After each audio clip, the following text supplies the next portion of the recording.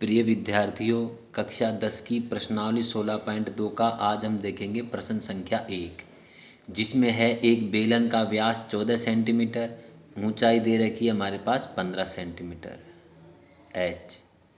ठीक है, तो यहाँ पे जो बेलन का हमारे पास व्यास दे रखा है ना, तो हम इस व्यास से हम आर ज्ञात करेंगे। तो आर हमारी हो जाएगी व्यास बटा 2 यानी 14/2 बराबर 7 सेंटीमीटर। ठीक है, ऊंचाई एच हमारी हो जाएगी 15 सेंटीमीटर। हमें यहाँ पर ज्ञात करना है संपूर्ण पृष्ठीय क्षेत्रफल तथा आयतन। तो आर हमारी हो गई 7 और एच हमारी यहाँ पर दी हुई है प्रश्न में 15 सेंटीमीटर। तो सबसे पहले हमें संपूर्ण पृष्ठीय क्षेत्रफल ज्ञात करना है। तो संपूर्ण पृष्ठीय क्षेत्रफल का सूत्र होगा हमारे पास 2πr bracket H plus R. तो यहाँ पे हम संख्या जमाते हैं, तो 2π यानी 22/7, 22/7, आर यानी हमारी त्रिज्या 7 और ब्रैकेट में हमारा आ जाएगा h प्लस आर, ब्रैकेट में हमारा h प्लस आर। तो h हमारा है यहाँ पे 15, तो 15 + 7। तो जब इसे हम हल करेंगे तो देखिए 7 से हमारा 7 कटा, 22 दूना 44, 44 गुणा 15 और 7 22। तो जब इसे हमने हल किया तो 22 चौक 88 का 8 हासिल की 8, 22 चौक 88 और 8 96। तो संपूर्ण पृष्ठीय क्षेत्रफल इसका आ गया 968 वर्ग सेंटीमीटर। ठीक है, इसके बाद हमसे प्रश्न पूछ रहा है इसका आयतन, और आयतन का सूत्र होता है πr²h। तो यहाँ पे हम लगाएंगे पाई का मतलब 22/7, आर हमारे पास यहाँ पे है 7 स्क्वायर, तो यानी 7 × 7, और एच है हमारे यहाँ पर 15। तो जब इसे हल करेंगे तो देखिए 7 से हमारा 7 कटेगा, ठीक है, 15 7 105। तो हम यहाँ पे 22 × 105 कर देंगे। तो यहाँ पे हमारा उत्तर आ जाएगा 22 पंजे 110, 110 का 0 हासिल की 11, 22 को 0 से गुणा किया तो 0, 11, तो 11 का 1 हासिल की 1, 22 से कम 22 और 1 23। यानी इसे जब हम गुणा करेंगे तो हमारा आएगा 2310, 2310 घन सेंटीमीटर, क्योंकि आयतन की इकाई घन सेंटीमीटर होती है। ठीक है, अब हम देखते हैं इसका प्रश्न संख्या 2। एक लंब वृत्तीय बेलन की ऊंचाई 7 सेंटीमीटर दी गई है, आधार की त्रिज्या 3 सेंटीमीटर दी गई है, और हमें ज्ञात करना है वक्र पृष्ठ का क्षेत्रफल, संपूर्ण पृष्ठीय क्षेत्रफल और आयतन। ठीक है, तो यहाँ पे हम ज्ञात करते हैं सबसे पहले संपूर्ण पृष्ठीय क्षेत्रफल, जिसका सूत्र होगा 2πr bracket h plus R. तो 2π का मतलब हमारे पास हो जाएगा 22/7। ठीक है, और r हमारी इस प्रश्न में दे रखी है 3, तो गुणा 3, ब्रैकेट h हमारे पास प्रश्न में दी हुई है 7 प्लस, और r हमारे पास है प्रश्न में 3। यानी हमें सूत्र याद रहने चाहिए इस प्रश्नावली में। यहाँ पे देखिए 22 दूना 44, ठीक है, 44 को 3 से गुणा हम कर देंगे, 44 × 3 कर दो और बटे कर दो 7, और ये तो हो गए हमारे 22 दूना 44 × 3/7, और 7 और 3 10, इसको हम कर देंगे 10 से।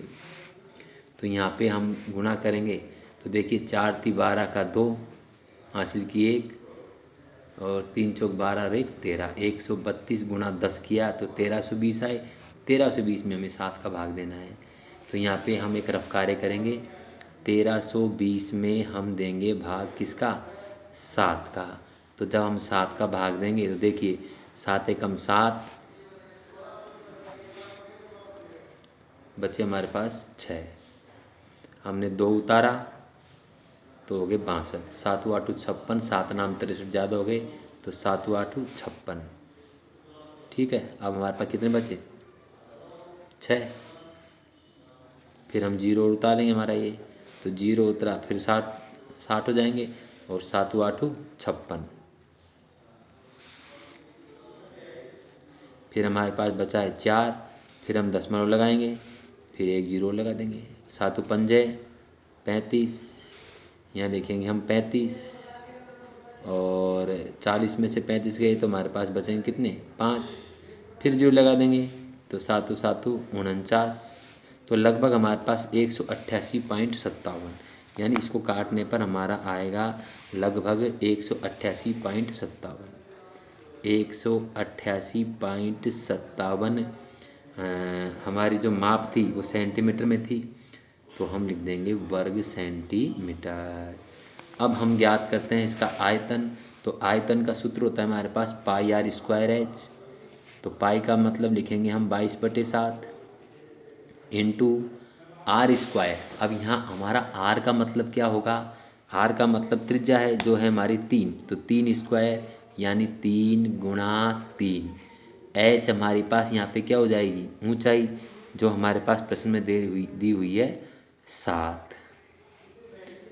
ठीक है, अब हम देखते हैं यहाँ 7 से 7 कटेगा, 3 तिया 9, तो हमारे पास बचा 22 गुणा 9। और जब इसे गुणा किया तो हमारे पास आया 9 दूनी 18 का 8, हासिल की 1, 9 दूनी 18 और 1 19, 198 घन सेंटीमीटर, क्योंकि आयतन की इकाई घन होती है।